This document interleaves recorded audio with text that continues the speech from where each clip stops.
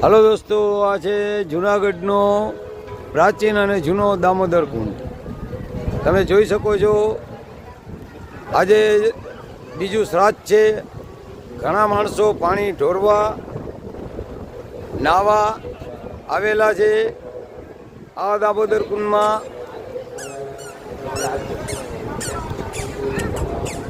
ने आ छे दोस्तों मोक्षनो पीपरो। प्राचीन मोक्षनो पीपरो कहे छे। आ गुरबापा बैठा छे ना पानी रेड़े छे भादरवा महीना में।